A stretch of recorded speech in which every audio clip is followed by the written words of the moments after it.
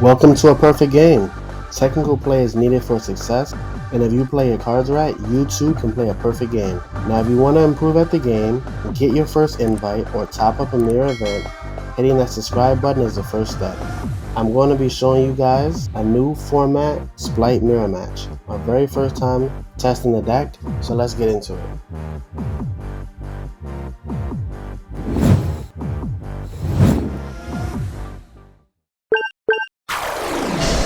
So here, when I see Swap Frog come down, even with my limited knowledge of the deck, I'm like, okay, I want to hit the normal because it forces them to have another extender in order to continue their plays. If I allow them to start swarming bodies on the field, then my gamma becomes less impactful. He does have the extender, so now I'm only left with DD Crow, a low impact hand trap. Low impact hand traps could be low impact depending on the matchup.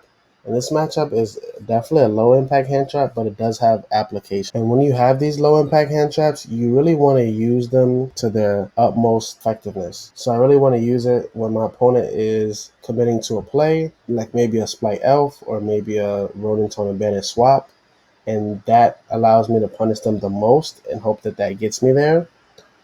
Other situations would be like if my opponent goes Temple. Yes, I do risk Gamma, but that may be the best time to Ash to avoid the Brave token actually hitting the board. So I am going to curl the Ronin Tonin, and my opponent's still going to play through it. And they're actually going to do a pretty neat combo, and that's how game one goes.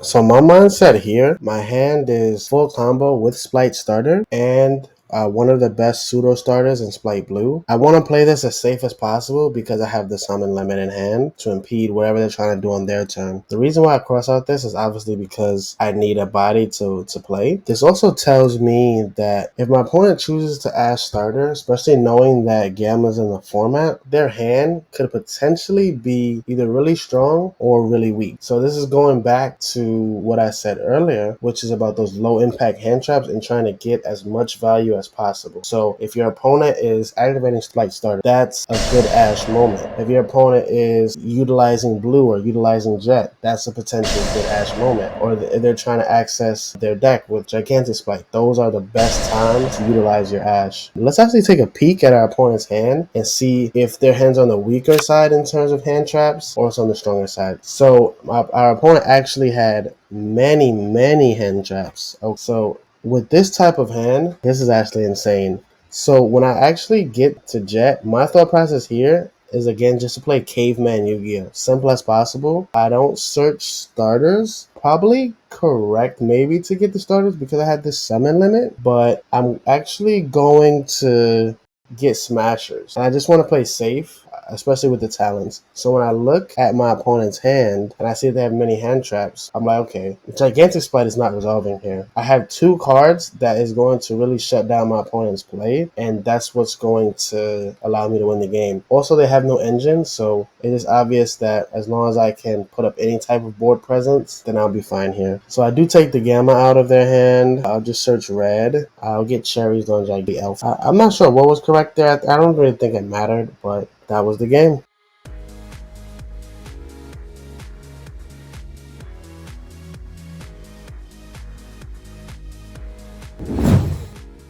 Going into game 3, I'm looking at my hand and I have 2 disruptions, 2 starter extenders, and a way to play to a hand trap. So I'm feeling pretty confident. Now the first thing I do notice is I have to basically sequence these interruptions in a way that can get me value. Because if I gamma first, then I can't imperm. Normally I would stick to the game plan, but because of sequencing, I don't.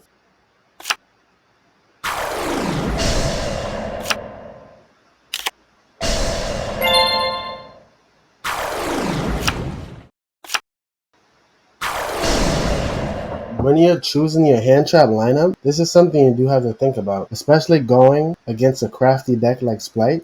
If you're choosing to play Imperm Gamma, then sequencing is definitely important. The way I'm thinking about this, since I allowed my opponent to get incremental card advantage because I wanted to get value from my Gamma and my Imperm, I have to hit them in the most advantageous spot. I want them to commit to a play, try to negate it, and then get punished with Imperm.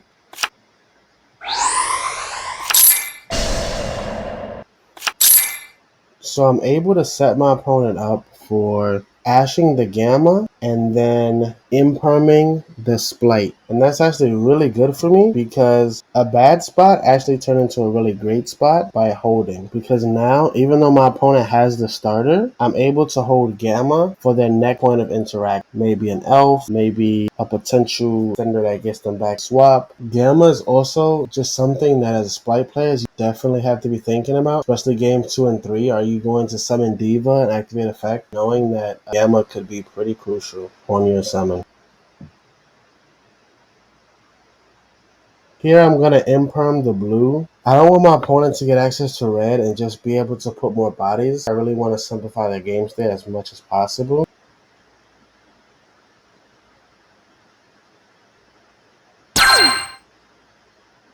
One of the biggest things about playing a perfect game is that playing perfectly, it has to be every game of every match throughout your tournament, because a lot of times one misplay can cause you one game, and that can be the difference from bubbling or dropping X3.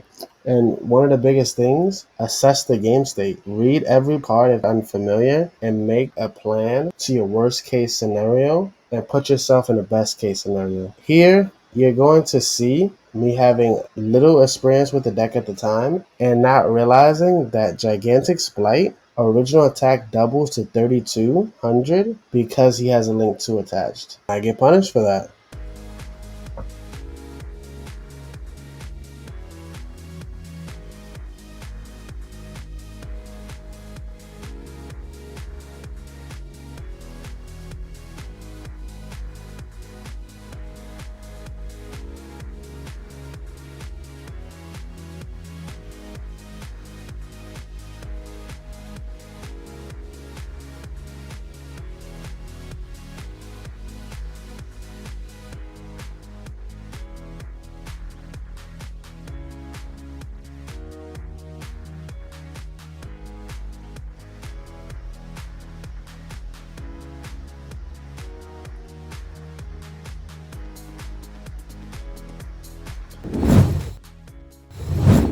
Yu-Gi-Oh is a very rewarding game when you play correctly, when you play perfectly.